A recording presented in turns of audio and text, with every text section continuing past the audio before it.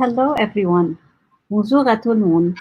Welcome to Spot, the Science Public online talk series brought to you by the Faculty of Science at the University of Manitoba. For our new online viewers, my name is Samar Safi Harb, Physics and Astronomy Professor and Faculty of Science Lead for Equity, Diversity, and Community. It's my great pleasure to be moderating today's talk by Dr. Michael Landry from Caltech and LIGO, and named honored alumni of the University of Manitoba. His talk will be from Out of This World today on the latest discoveries from LIGO and Virgo on colliding neutron stars and black holes. Before we start, I'd like to first acknowledge that the University of Manitoba campuses are located on the original lands of Anishinaabe, Cree, Ojibwe, Dakota, and Dene peoples, and on the homeland of the Métis Nation. I'd also like to send big thanks for the Faculty of Science Spot support team, shown here, who helped us bring the series to light in a very short time scale. And also special thanks to all of our speakers, including Mike Landry with us today, for giving us their time and sharing with us their research experience, especially during these really crazy times. So thank you so much for doing this and making the series accessible to all. And thank you everyone for joining us today and making us part of your day. The talks are brief, just 20 minutes long, followed by a 20-minute long question-answer period. To ask your questions, you're going to have to go to slido.com, and the event code for today is 3991. Feel free to ask your questions during the talk. You don't have to wait till the end. And I'll be moderating and asking the questions. You could choose to indicate your name or remain anonymous. Now, you'll be able to view the questions asked by other participants.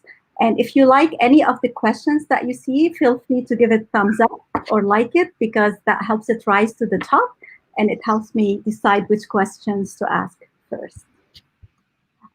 So now it's my great pleasure and honor to introduce Dr. Michael Landry, today's speaker, on colliding black holes and neutron stars, the latest results from LIGO and Virgo. Dr. Michael Landry is the head of the LIGO Hanford Observatory and a physicist with the California Institute of Technology. He's originally Canadian, born in Montreal, and at age 11, he moved to Calgary, where he did his bachelor's in science at the University of Calgary. He then decided to move to Winnipeg, Manitoba, where he did his graduate studies, his master's and PhD.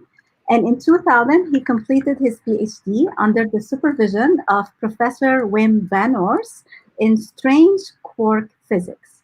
And his experiments led him to 2 national labs in subatomic physics, Brookhaven in New York and Triumph in Vancouver, after which he joined the LIGO Observatory as a postdoctoral scholar with Caltech. Prior to him becoming the observatory head in 2016, Mike led the installation of the Advanced LIGO detector at Hanford in Seattle. The entire project is a collaboration of 2 groups of scientists from around the world, totaling over 1,200 people.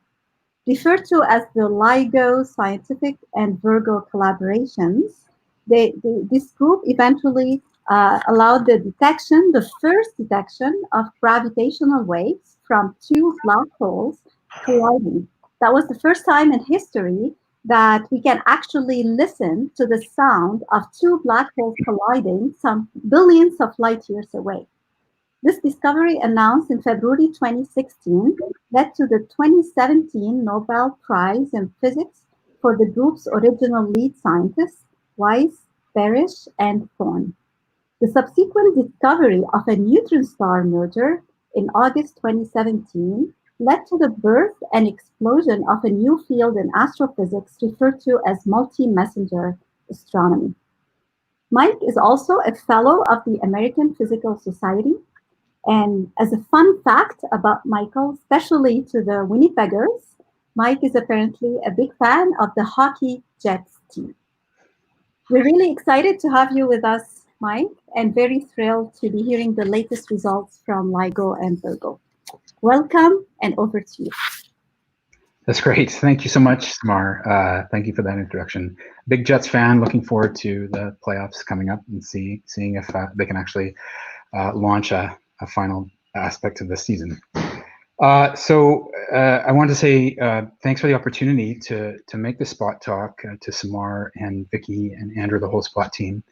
And I think it's great that in this time of pandemic, people can gather and listen and talk about some science. I've been looking at the spot talks and I've been really enjoying them. So hopefully this is a good addition. I'm going to be telling you about the latest observation run, the so-called O3, third observation run of LIGO and Virgo, and tell you about colliding black holes and their neutron stars in the process. So I'm going to be using a laser pointer here. I hope you can see that on the screen, and little red dots. And I'm representing in the process a big group, 1,200 people in the LIGO Scientific Collaboration, another 350 or so in the Virgo collaboration. So lots of people at work here. The image shown is from our latest detection announcement from just Tuesday this week, which was an event observed in 2019. And it is thought to be the collision of two dense compact objects, one black hole, which is shown at the back here, and one either the heaviest neutron star known or the lightest black hole ever discovered, and we don't really know. And that's an interesting element to this discovery, and I'll tell you about it. This image was made by our collaborators in the LSC in Australia. I'm going to start with a quote from Vera Rubin, astronomer. Don't shoot for the stars, we already know what's there. Shoot for the space between, because that's where the real mystery lies. I love this quote because it really captures the sense of investigating the universe for something that you aren't certain of, some dark aspect of the universe that you have to go and make a specialized detector, often complicated and difficult to stand up in order to find that phenomenon. And that's, I think, the sense in which LIGO and Virgo and Kagra and LIGO India, all the experimenters around the world, GEO, how they view the field. Gravitational waves were a product of Einstein's theory of general relativity. Einstein completed his field equations for general relativity in 1915, and in 1916 he made a prediction for the existence of gravitational waves. And really, what they were intended to do was solve how gravity moves around the universe. In this cartoon, we have two stars, two dense stars, like two neutron stars revolving around each other, two black holes revolving around each other. They're accelerating then, and they're churning up space and time around them. They're traveling in orbit. There's an X and Y plane, which is supposed to be real space, but on the vertical axis, the Z-axis, we're plotting gravitational wave amplitude. So you can see there's a ripple in space that's propagating out and getting weaker as it goes out into space, propagating away from this system. And we're just selecting out a plane. You can imagine these waves coming out in all directions with different strengths and different polarizations as a function of angle away from the system. But this is what originally Einstein predicted the existence of gravitational waves, and then people modeled them from different systems over the interceding 100 years. Now, one of the problems Einstein was trying to solve is, how does gravity get from point A to point B? And with this came a finite speed of gravity equivalent to the speed of light, and that was to solve a problem in Newtonian gravity, in which if you just have a simple 1/r² law for gravitation, if there's any rearrangement of matter, that's somehow propagated instantaneously around the universe. So just to think about that a little, let's consider this cartoon in which we're going to make the sun disappear while the Earth is in orbit. We can't do this. It's not matter falling into a black hole. That would still have, a gravitational potential there that would impact the Earth. So somehow we're just making the sun go away. So we'll start the cartoon, and the Earth goes around in orbit, and these force vectors show that it's in orbit because of the sun. If the sun goes away, according to Newtonian gravity, then the Earth would just take off at a tangent here to the circle. But if gravity takes a finite amount of time, in fact 8 minutes to get from the sun to the Earth, then the Earth is going to travel that arc a little longer, despite the fact that the sun's not there because the signal is propagating. And I think that kind of neatly encapsulates, you know, one of the fundamental differences between Einstein's relativity and Newtonian mechanics, that Newtonian gravity rather. That comes from the Adler Planetarium. So if those gravitational waves exist, let's consider a gravitational wave traveling down the axis of these 11 rings. They're circles in space. They might be millions of kilometers across, hundreds of millions of kilometers across. Doesn't really matter. And we're going to say a gravitational wave is propagating down that axis. So what does the gravitational wave do to that space-time if those rings kind of act like survey stakes and demarking out space-time? Well, you can see they contract on one axis and expand on the other, and then vice versa, expand on the first axis and contract on the second. And so you take what is a circle and deform it out of round.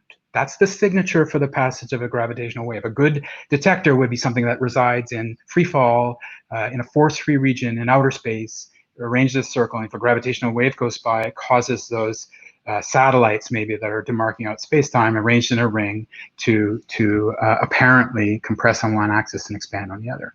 We don't make a ring on Earth. We make an L-shaped detector here. And so one of the things to recognize, that's a simple concept here, is we're making a differential length comparator measurement with an L-shaped detector. And if the length of two arms of an L change, maybe in one detector and another detector and another detector around the world, you can argue that you have a gravitational wave event. That's really what we're doing.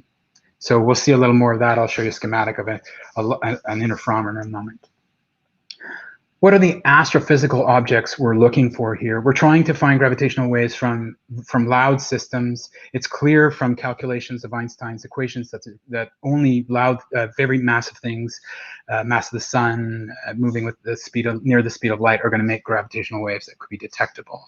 So before even the first detections, we knew we'd be looking for things like the merger of two neutron stars, so two neutron stars revolving around each other, smashing together, two black holes, perhaps one of each. That's colliding pairs of stars. Another might be, and so some of these examples have been observed. Another example might be exploding stars, supernova. We hope to find such an event if it has some asymmetry to it, asphericity to it. That should give off a gravitational wave. And then weak sources, which we may or may not see in the lifetime of this experiment, are spinning neutron stars with slight crustal deformations in our galaxy, because that's a very weak whisper of a signal. And something cosmic, like a Big Bang source, or maybe an exotic cosmology. So those are the kind of gravitational wave things we are looking for, objects we're looking for, potentially the unexpected. That's always one of the most exciting concepts. What if you get a complete surprise in the detector? And of course, that's certainly possible. Okay, in this one, this cartoon, we're going to look at a schematic to see how an L-shaped interferometer will allow us to sense the passage of a gravitational wave. So we begin with a laser light source, which illuminates a beam splitter, a 50-50 splitter, which sends half the light down to one mirror at the end, reflects that light. Same thing's going on in the other mirror at the end of the other arm. And then the beam splitter projects some of the light from each of the two arms onto what's called the output port, which is right here. So this is the sum of the light from the two arms. If the lengths of the cavities change, then the overlap of the light that comes back from those two arms changes and leaks a little light onto photodiodes in the interferometer. That is the signature that the arm lengths have changed. So it's really a function of this superposition of light at the two arms. And it's a straightforward concept, just, oh yeah, the peaks and the troughs canceling or adding, that gives you this light output at the photodetector. And in fact, all of the astrophysics, if it's a gravitational wave and not some other banal reason for why the arms change length, then all of the astrophysics of the source is encoded on the light and read out on those photodiodes. Now, in 1972, Ray Weiss, one of the three Nobelists that Samar referred to, 2017 Nobel Prize in Physics, Ray Weiss laid down in an unpublished MIT quarterly report what a large-scale interferometer would look like. And he had a laser source, he had a beam splitter, he had multi-pass arms at the time, which you employed curved mirrors that became kind of intractable and then was replaced with so-called Fabry-Perot cavities. But he didn't just like come up with the idea for the detector. He also did calculations which showed what the noise terms, many of the noise terms that we struggle in with daily at the detector sites in order to improve the sensitivity of the interferometer, things like seismic noise and radiation pressure noise and Barkhausen noise, and all these different terms that would be in the interferometer. He laid down those equations and thought about how to solve and get around those problems. In reality, we now have stood up large-scale interferometers around the world. Top left, LIGO Livingston in Louisiana. Top right, the observatory where I reside at LIGO Hanford in eastern Washington. 3 kilometer, those are both 4 kilometer detectors. 3 kilometer detector in Pisa, Italy. And in Japan, the Kagra detector, which is just coming online right now, that's actually an underground detector, ambitious detector, and it resides in the same mine that houses Super Kamiokande, the neutrino detector experiment. There's also LIGO India, which I can mention in the question period if anyone wants to hear about that detector that is coming online in 2026 or so.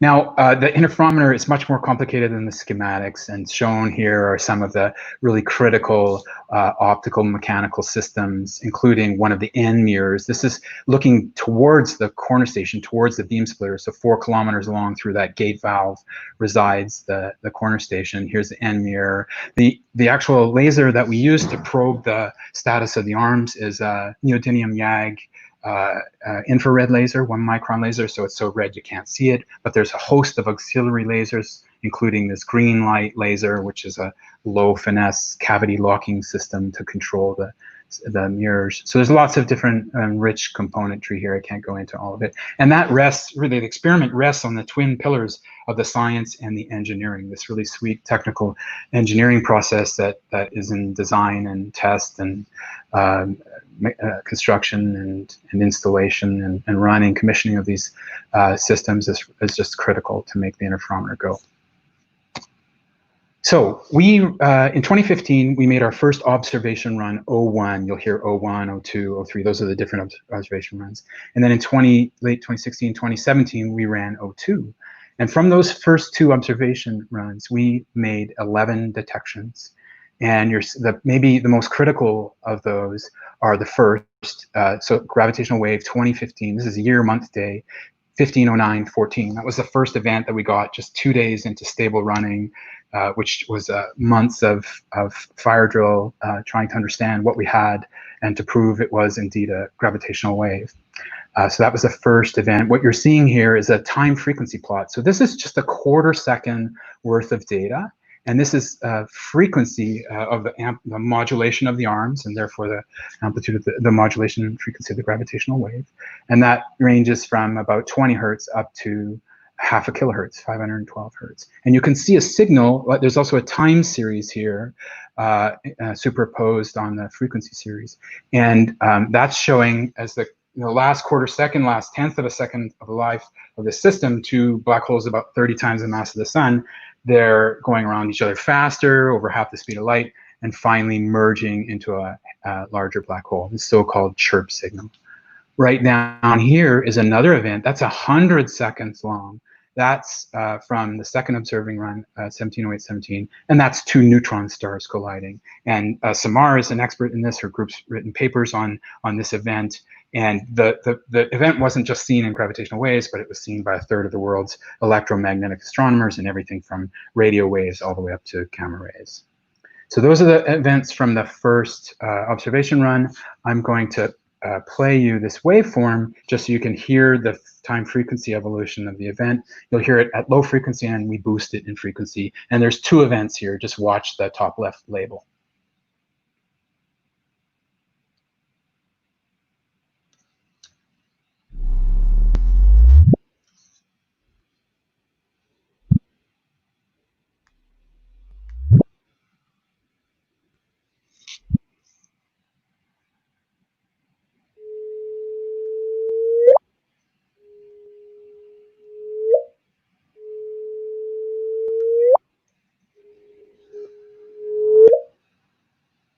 Okay, so hope you get the idea that this changing time and frequency has very, very characteristic sort of chirp signal. So we'll see that in the O3 events that we've seen, because they're all owing to binary mergers.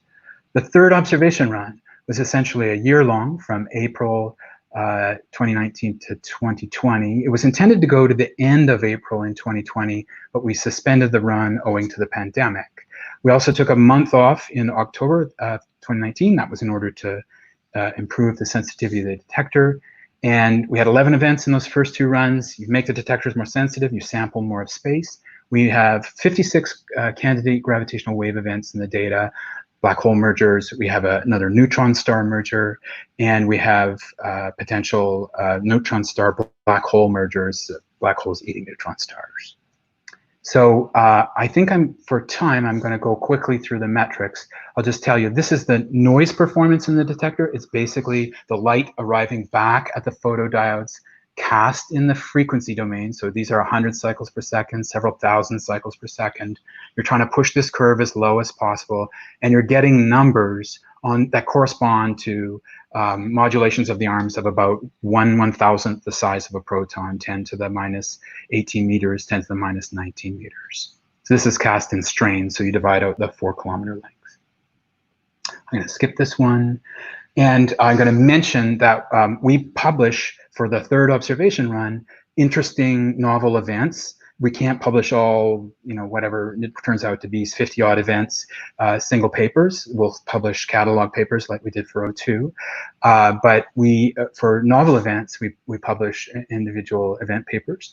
And one that's been published is 1904-25, which is another binary neutron star event for which no electromagnetic counterpart was observed, probably too far away. And an interesting thing about this event is it seems heavy. The sum of the two masses of the neutron stars are separated from both our GW1708-17 event and the known galactic binaries. So that may point to a population of heavy neutron stars. And another object on which we published a paper was 1904-12, black hole asymmetric in masses, 130 solar mass, 1/8 solar mass. And that actually, I show the time frequency plot from Livingston detector here. And that was the first event in which we saw sort of evidence for higher multipoles, which you can think of as sort of higher harmonics. If you pluck a guitar string or a violin string or any object that has vibrational modes, it will also vibrate more quietly at higher frequencies. And so we saw evidence of that as predicted in general relativity in this 1904-12. And we'll see in the newest announcement, 1908-14, that's even more important, that multipole effect. This event, just announced on Tuesday, is a merger of a 23 solar mass black hole. You can see the time frequency plots from the three detectors, a little quieter in Hanford, a little louder in Livingston, and you can't quite see it in Virgo. Digital signal processing codes pull out signals that you definitely don't see with your eyes, so it's in there. And the thing is about this event, 23 solar masses, it's merging with a 2.6 solar mass compact object, so something 2.6 times the mass of the sun. That is either the heaviest known neutron star or the lightest known black hole as seen in these in any binary system, both seen by EM or gravitational waves. So it's an oddity, and we're not quite sure what it is. That was the picture in the very first title slide. That mass ratio is important in for many different reasons, that 9-to-1 mass ratio. One of the things that comes out from the even further evidence for higher multipole emission is that you get a better estimate of the distance. This is at 800 million light years. And so that's a really well-constrained number. It's the best constrained distance of any of our events, except the binary neutron star, which was seen by optical astronomers, and therefore we knew the host galaxy.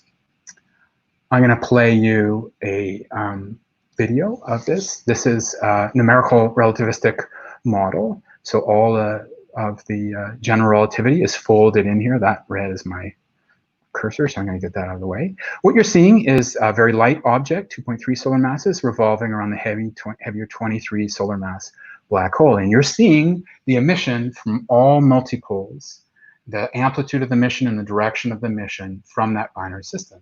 And then on the right, you're picking up images of the different contributing multipoles, higher order, sort of higher frequency components. And you can see that there's 4 components that are observed in the signal and modeled here by the SXS group, which is a group that works with some are in the LIGO scientific collaboration and in their numerical relativistic modeling. In the last phases here, they're going to zoom in on the 2 objects as the one revolves around each other. You can see the center of mass resides really in that larger black hole, and the object rolls around it, and they'll merge in another half orbit, and then become one and shed about a 1/10 of a solar mass in gravitational wave strength. And it's about 1/10 of a solar mass in gravitational wave energy. All right, there's the credit for Harold Pfeiffer and Niels Fischer and the SXS collaboration doing that numerical relativity. The plot of this object showing electromagnetic discovered neutron stars in yellow, neutron stars discovered by LIGO and Virgo here in orange, black holes through electromagnetics in purple, black holes in through gravitational waves in blue, a merger of a 23 solar mass object with a 2.3 solar mass object is very exotic because it lands in what is the mass gap between known neutron stars and black holes. So this is a very curious thing, and we'll see it will generate lots of interest in papers in the future. Last slide. I'm just going to note that we're now shut down. We're dealing with the pandemic, and we have plans to get back on site. We're only doing critical activities on site right now, and once we get back, we'll be able to continue our upgrades for the 04 run, our 4th observation run, which is slated for January 2020, which includes swapping out a mirror with a point absorber. That's at Hanford. That's what keeps our reach into space a little lower than the LIGO Livingston detector, and doing a major installation on a new beam tube with a 300-meter filter cavity for the preparation of a quantum state of light called squeeze light. And that system, it will be online for the 4th and 5th observation runs. All right, I'm going to stop there. I'll just take any questions that people have, and note the LIGO scientific collaboration is about 1,200 members, and it's shown here. All right, thank you so much, Mike, for a fascinating topic and talk and results. So we're open for questions now. Just to remind everyone, if you have questions, to go to slido.com, event code 3991. So we already have some questions for you, Mike. So I'll start with the most popular one so far. A question from Sobi. When LIGO observes gravitational waves, how do you know if it is from black holes collision and not from other objects? And 2, how do you know the distance? Okay, great question. So the way these detections are done right now is by making models with general relativity of a series of potential events that are in the data. It's called match filtering. So people will model, a third of the collaboration are analysts who are general relativity experts, and they model what, say, a 10 solar mass black hole with a 50 solar mass black hole, what that signal would look like, 1.5 solar mass neutron star with a 1.8 neutron star. And so you build up on the order of about 1 million templates. So those are models showing this time frequency evolution. If you can see my laser pointer on the bottom left corner of a black hole merger, the templates will have a sort of characteristic chirp waveform. The signal's getting larger in amplitude and it's getting higher in frequency. That's the whoop that we heard, and this is what the waveform looks like. When you model it, this is actually data and a model in that little graph. You can't quite see it. So if you have a model, if you have millions of them, then you can go and analyze the data. And this is what's done on supercomputers as the interferometer is running. You take a chunk of data, you cast a million templates against it and say, do the data look like this model? Do the data look like this model? Do the data look like this model? And evaluate that numerically and spit out a value, a signal, basically a signal to noise. And if it's above threshold, it becomes an interesting trigger, and you compare it against the other interferometer. If you get the same template ringing off in both detectors, all three detectors, if all three are running, then that becomes a trigger that is passed on to be vetted first automatically by codes that analyze against the detector in the auxiliary detectors to see, is it a environmental coupling or is it really a gravitational wave? And then finally to a rapid response team for human vetting after an alert has already gone out. So the waveforms themselves are completely different depending on, as a function of mass, as a function of orientation, and so of spin. And so if you take a look at, let's take a look at this first event, 230 solar mass black holes revolving around each other, crashing into each other, and spitting out 3 times the mass of the sun in gravitational waves. That lasts in our detector for about a quarter second, and really it's loud in the last tenths of a second. And if we look at a lighter system, a binary neutron star, it chirps up to much, much higher frequencies, all the way out of the band of the detector, up into multiple kilohertz, where the noise is increasing because of shot noise in the laser. And it's in the detector for on the order of 100 seconds. So the waveform morphology cries out and tells you, I am this mass of a black hole and this mass of a neutron star, or whatever the combination is. So that's one answer. It's the morphology of the signal, as we know from relativity. And then how do we know the distance? It's a luminosity distance. And so if you have, say if you were able to integrate all of the light around, I don't know, a candle or something, so you knew the energy, absolute energy, you have an absolute energy measurement of that candle, you can place that at any distance and allow it to subtend some detector that measures, some photodetector that measures the light landing on that detector. And then you could sum that up and project how far it had to be to get that result. And so that's a luminosity distance. We do the same with gravitational waves. We know from the gravitational wave waveforms that match, that best match, what the masses are. You do have to unfold the expansion of the universe. The z's of these objects range from, to 0.1 to 0.8 or so, and so that has an impact on the apparent mass.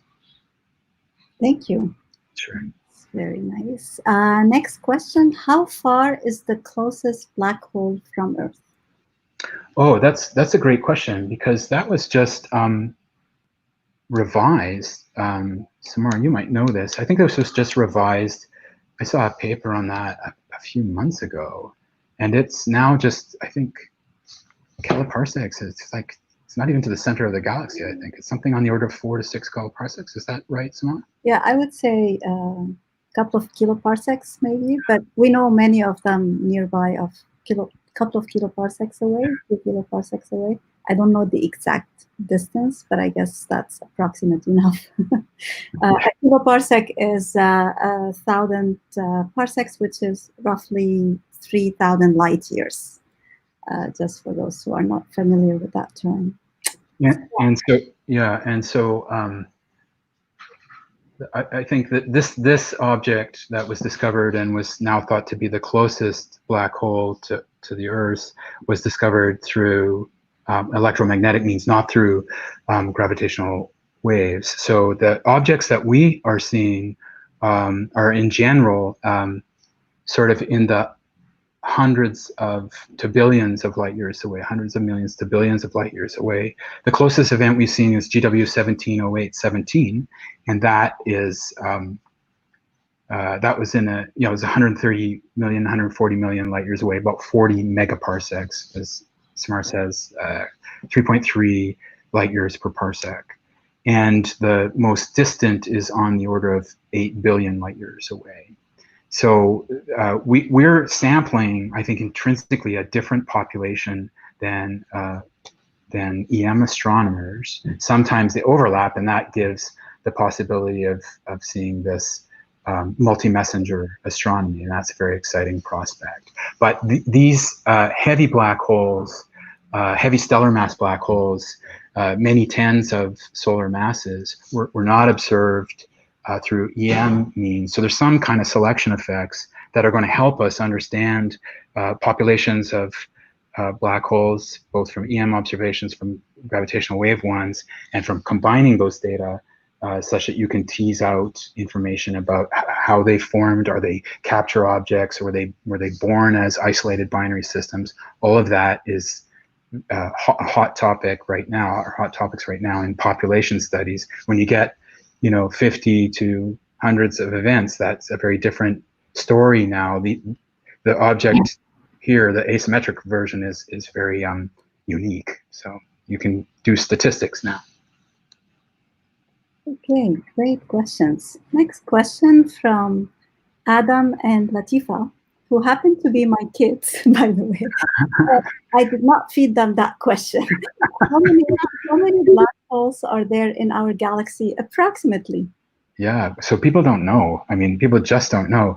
And it goes back to Vera Rubin's statement at the beginning of the talk, which is, you have to look for exotic objects like black holes that are difficult to observe with specialized detectors. And so we're just investigating this population of binary black holes, which wasn't even known to exist just 5 years ago. And now we know they're out there. And so how many are there? Well, we know something about the merger rate now. People know population synthesis modeling for the evolution of stars. But it's very clear that there's hundreds of millions of this type of object in typical galaxies. And the error bars are really quite large on what the systems are. We'll be able to get a better handle on them as we get more objects and understand what the merger rates are, and that will allow us to back out how many there are in a given galaxy.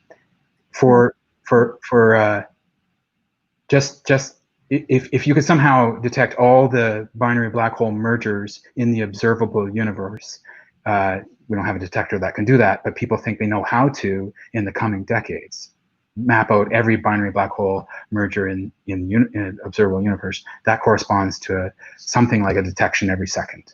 So that's what the merger rate looks like. Right. Maybe I can add to that in terms of X-ray observations, which were the first to allow us to discover black holes in our galaxy, we have, in terms of the lighter stellar mass black holes, about a dozen known in our galaxy, so about 12 or so.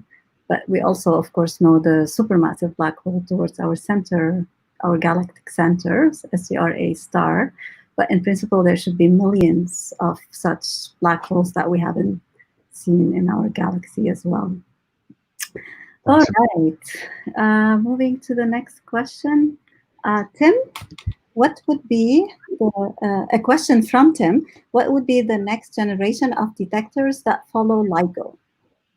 Great question. I have 2 slides on that. So one is a sort of a European design, and the other is a sort of US-based design. Cosmic Explorer is a 40-kilometer detector that's L-shaped, LIGO-like, single interferometer, ultimately cryogenically cooled, and situated in some very flat or bowl-shaped location. It turns out with detectors this big, if you pay for earth removal or cut and fill to make a 40-kilometer long detector to cut in the center and build up at either end and the corner, that's a very expensive prospect.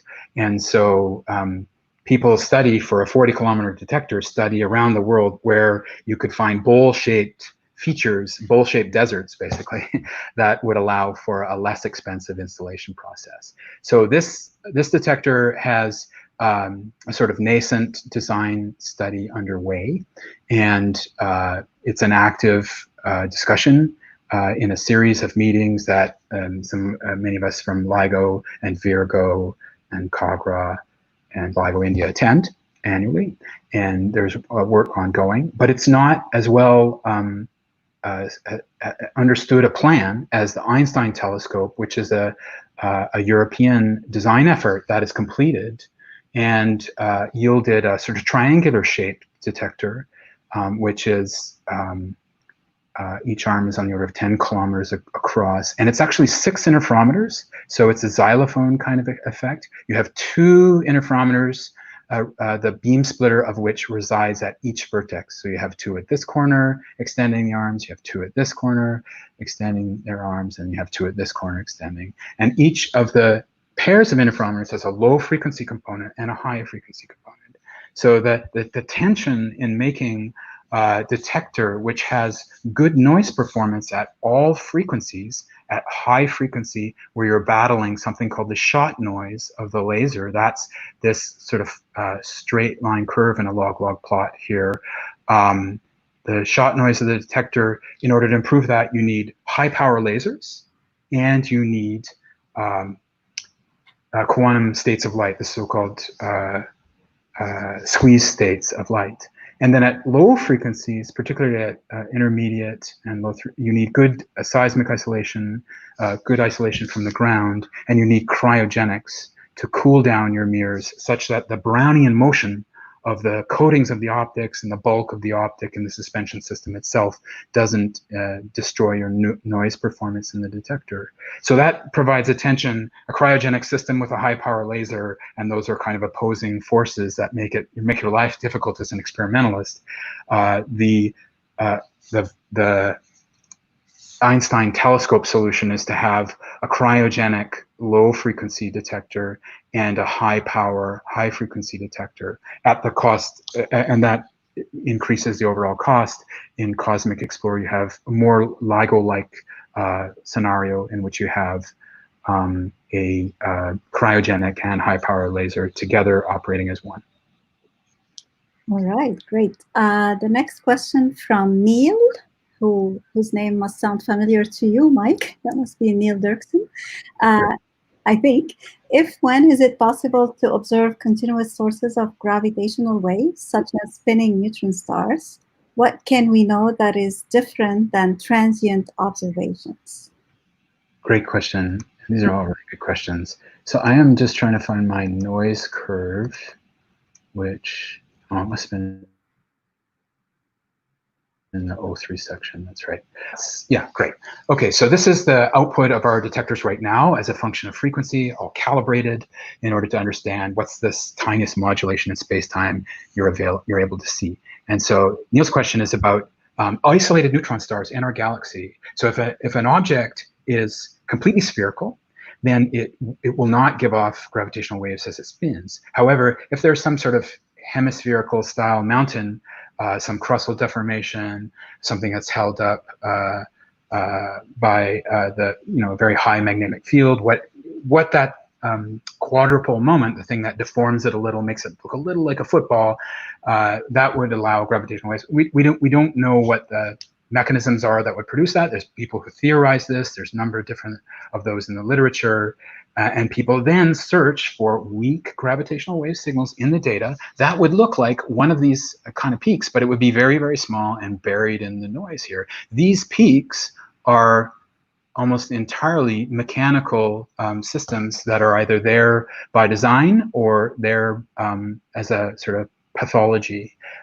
Some of them, for instance, up at a kilohertz, like these lines here, we inject length modulations into the detector to calibrate it. And so those are ones that we put in, whereas others, this crop of lines here, are the recoil of the mirrors as the glass fibers on which they're suspended vibrate like violins. And so these are not gravitational wave pulsars, none of them, they're not candidates, nothing like that. If you had individual neutron star revolving in our galaxy, it should give off, and it has a quadrupole moment, a tiny mountain on it, then it should give off a whisper of a sinusoidal gravitational wave. If you're in the rest frame of that star, you would see a pure gravitational wave tone. However, we are Doppler modulating any such signal every day because the detector is on the surface of the Earth, it's rotating, it's revolving around the sun. The neutron stars, we know pulsars spin down over time due to EM emission and maybe gravitational wave emission. So that makes it very tricky to find this signal. So when will we see them? We don't know. We analyze different search groups than the search groups that look for the collision of two stars. Different search groups, different search codes look for spinning neutron stars in the data. And so they analyze for, again, with match templates for models of spinning neutron stars at a variety of positions in the sky, at a variety of frequencies, a variety of spin downs. It becomes rapidly very, very compute intensive.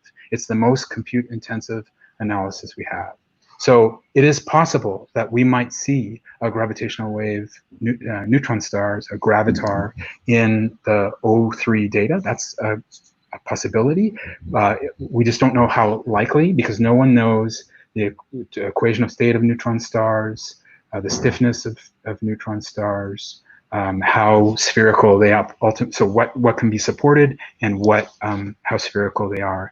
To give you a sense of what the kind of upper limits have been made, we're able to, looking at known neutron stars, point to, you don't point the detector, it's an all 4 pi detector, receive signals from all directions, more or less sensitively. But we're able to limit the size of mountains on neutron stars that are kiloparsecs away to being less than 1 millimeter. And that comes from the null result of finding gravitational waves that should be given off at twice the rotation frequency and be Doppler modulated and summed up for the entire sort of like multi-months, year-long observation runs. So less than 1 millimeter of deformation on one side of a neutron star to the other. So it's a tough one, Neil. I sure hope so. It would be a fascinating signal. And you ask, what are you going to learn? Well, you're going to be able to say a lot about the equation of state of neutron star. We hope to get that through tidal information and the merger information from the collision of neutron stars. But you may get there first through finding gravitational wave pulsars. Great. Thank you. So we have 5 questions left. Great. And I'm gonna cluster them. So the good news, I'm gonna ask them all. The bad news is I'm not gonna take any more questions in the interest of time. So I'm gonna cluster them by the type of questions. So there is a set of questions on masses of compact objects, and the other set is on instrumentation. So I'll start with the masses. So a question from Menak: where do the mass of the post-merger objects in the new detection stand in comparison to GW 170817, the binary neutron star merger? Okay, great, nice. So here's 170817. So 2 neutron stars merging to a black hole. There's some debate as to what the final channel was, if it was some heavy neutron star for some tiny fraction of time, but people believe that a black hole was formed. So that's something under 3 solar masses. Here's the O3 event, which has this systematically heavy, well, the sum of the two are heavy, and then systematically they form a black hole as well. And then the most recent event, if you're asking about that of Tuesday, this is the 23 solar mass and the 2.6 solar mass object forming something on the order of 25 solar masses. So that's clearly a heavy stellar mass black hole as an endpoint. These are thought to be black holes as well. And something that I didn't draw out was that observations of stellar mass black holes have a so-called mass gap here from no black holes being seen from roughly 2 to 5 solar masses. And one of the exciting things about this progenitor of the Tuesday event was that it was a light, clearly a mass gap object. So people then question, what was the source of this? Could this be the product of a merger of 2 other neutron stars? This is a little suggestive, this plot showing that neutron stars that merge, produce black holes in the mass gap. But then you have to somehow get this object to gravitationally interact in an environment. Things basically, because of angular momentum, it's actually tough to get to independent objects to actually merge. You kind of have to have three to orbit and be bound in an orbit, and then finally emit gravitational waves and collapse. You really need three-body interactions to to kick one object out and then have the other two revolve in a stable orbit and finally merge. So if that system resides in, say, very dense stellar regions, that's a conceivable scenario. And you can investigate that through understanding of the spins. Right, great. So the other somewhat related question on masses, is there a lower limit to the mass of merging objects that these kinds of interferometers can detect? And could they, for example, detect white dwarf mergers? Yeah, we cannot. Yeah, that's a great question, and that's right. We don't detect white dwarf mergers, and that's because of the tidal disruption. So they tend to tear each other apart as distended objects relative to neutron stars, just 12 kilometers in radius. And so white dwarfs tidally disrupt each other before one makes a significant chirp waveform that LIGO could see. Now, that said, I see there's a question coming about LISA, and LISA is a space-based detector, and its sensitive frequency band is down in the sort of millihertz and sub-millihertz region, and that they are sensitive to white dwarf binaries and other types of binaries, not to the merger phase, but just the sort of regular quiescent changing quadrupole moment that comes from the orbit of two neutron stars or two white dwarfs. So LISA, which we'll talk about next, will be able to look for white dwarf binaries, but LIGO can't for the tidal disruption region. Right, great. So yeah, I forgot to say this was a question by Cole that just got answered. And so the next question. Did Kyle ask about LIGO India? Because I didn't. Oh, I'm sorry. I accidentally checked it, which I shouldn't. So yeah, he asked about. There was a question by Kyle, indeed, about the interferometers in India. Can you please tell us about that? Sure. Yeah. So I don't have a whole lot on India in terms of details, but I can tell you all about it. Yeah, so LIGO India is a proposed detector in the Hingoli region, Maharashtra region, which is about 400 kilometers east of Mumbai. And I was there last year, in which we did a review of the facility, which is just a gorgeous site. And the site's prepared. It's waiting final approval by the Indian government. The idea was that LIGO needed a third site for an interferometer, and you don't want to put that you don't want to site that in the United States. It's too close to the other detectors, and you don't exploit all the science you would from having something somewhere else in the world that that would pick up different polarizations of sources and have a better time delay, such that you can, both of those things give you better sky location and an error box, a three-dimensional error box in the sky to ask electromagnetic astronomers to follow up. So this is a LIGO-like detector. It's different vacuum envelope, different buildings that are all built by the Indian team.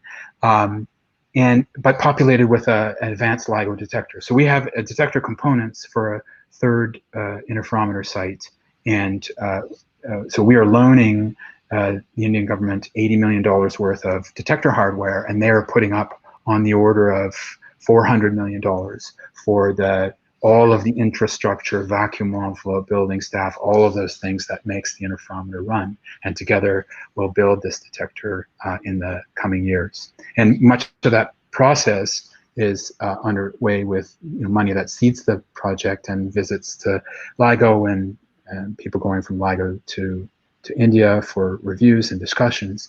And so that's underway. And it's an exciting prospect because it will be the third, really the fifth interferometer in the multi-detector network. Great. And so the other question you touched on is on LISA. So what is the outlook for space-based experiments like LISA? A question from Todd. Sorry, can you say what the question was? I heard that it was Lisa.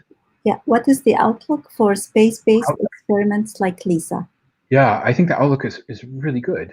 When I joined 20 years ago in LIGO as a postdoc, the outlook was good, but in 2007, NASA gave it its highest priority, even above dark energy missions in the Beyond Einstein assessment. And then it was canceled because of the funding envelope didn't match up with James Webb and other telescope projects underway. So that meant it became, for a little while, it became a ESA only. It was an ESA, NASA, ESA shared project initially. Since two things have happened since that make that prospect much more interesting and rosier. And one was just this spectacular test that was done. It was a prototype test, the Pathfinder mission in 2015, right when we were writing the paper for the discovery of 150914. ESA launched a Pathfinder mission. So LISA is at a Lagrange point, 3 detectors, 3 satellites in a solar orbit at a Lagrange point, trailing the Earth in orbit around the sun, and making a triangular interferometer. And it's just a gorgeous experiment with all kinds of scientific potential, and it surely must fly. But a test mission was set up around the Earth and in Earth orbit. And when we talked to the people who found this, so when they went and made their assessment of the noise curve, which is sort of these same equivalent thing, the noise in the interferometer, they had an estimate where that noise would reside, and they didn't see it in the pane of the graph that they were looking for, first noise assessment, and they thought, oh, it's too noisy, it's so much noisier. And so they went up in range, and they didn't find it, so they went down, and the noise was below the level that they expected. It was mission ready. So just wonderful noise performance, and show the readiness of this drag-free technology to be employed in the mission. And then secondly, you had a ground-based detection of gravitational waves. So the risk at some level goes down. If you didn't have a detection from ground-based interferometry, then maybe people are more reluctant. Surely people are more reluctant, but now now that there is that detection, I think people are more likely to do so. So it should fly, and we sure hope it does soon. 2032 was the last date I heard. Great, thank you. Lots of interest. So thank you for giving us the extra time. But the last question I'll ask for today is, could the proposed low latency satellite constellations, numbering in the 10th of thousands, be used as an Earth-sized gravitational wave detector? So I don't know exactly which constellations we're referring to here. It's hard to know without knowing what the location capabilities of the objects are. So we're basically, if you build a specialty purpose detector, we're sensitive to space-time modulations at the level of 10 to the minus 19 meters. So that's, if you were trying to detect, it's not the experiment you do, but if you're trying to detect the distance between here and the nearest star, Proxima Centauri, it would be like watching it change by the width of a human hair. And so in order to achieve that level of sensitivity, 10 to the minus 19 meters, 10 to the minus 24 in strain, you have to make a specialty purposefully built detector. So that said, I don't know, because I haven't made that number and I haven't heard it suggested before. However, there's other specialty purpose detectors that are clearly going to make gravitational wave detections, and I'll show you one. And it's not what you're saying, but it's related. Hang on. In that it's a specialty purpose detector, but it employs radio waves instead. So we sense the differential modulation of space-time in the lab on ground-based interferometry. That comes with all kinds of complications because the ground is roiling, and you have to prove that you don't have some coupling from some terrestrial source into the detector. That's hard, but not impossible. We register for each detector about 300,000 channels, and about 30,000 of those are just environmental channels. And so in in radio circles, people are now timing millisecond pulsars in different directions of the sky and monitoring them. And so you could imagine that between one cluster of millisecond pulsars in this direction of the sky and one cluster of millisecond pulsars in another direction of the sky, you have sort of two L's of massive kiloparsec scale interferometer. And they have very good timing models for these neutron stars. And so once they subtract out their timing models, they get basically zero if they have a good model, unless a gravitational wave goes by, very low frequency gravitational waves down in the nanohertz, so now lower than LIGO, lower than LISA, all the way down in the nanohertz regime. And that space-time modulation will impress itself over perhaps a year-long observation, periodic observation of those millisecond pulsars. So there are ways of exploiting, different types of detectors in order to tease out difficult signals. I just don't know the right answer for the cluster of satellites. Great. That's good. Great. Thank you so much. And thank you, everyone, for all your excellent questions. Lots of interest. Obviously, if you have any other questions that didn't get asked and you'd like to ask later, I hope Mike is okay if he can get in touch with him directly. Mike has been very kind also in acting as a mentor for some of our students here in the faculty. So we thank you for that as well, Mike. I just want to clap on behalf of everyone to say thank you, and everybody can clap virtually. So thank you so much for your time, and hope next time we hear from you, we'll have a lot more exciting results to hear about. Sounds great. So just to advertise our next talk, so we're going to take a break from SPOT next week because it's Canada Day, and I guess in the US it's July 4th. So we're taking the week off from SPOT, and we'll resume the Friday after next on July 10th. And we'll go to a very important topic, but down to earth, on indigenous science by Dr. Merle Ballard, who's an assistant professor in the Department of Chemistry, who recently joined the University of Manitoba as an indigenous scholar, and she's gonna tell us about her perspectives and research in indigenous science. So hope to see many of you then. And I'd also like to remind everyone that these talks can be replayed on the same YouTube link that you're watching right now. So if you've missed part of it, or if you want to pass it on to others who are interested, please feel free to do so. The talks are also posted on the Faculty of Science YouTube channel. So I wanted to thank you all again for making us part of your day. And I want to wish you a wonderful weekend, and next week we'll see you on July 10th. Thank you again, Mike, and have a great weekend. Talk to you. Bye. Bye-bye.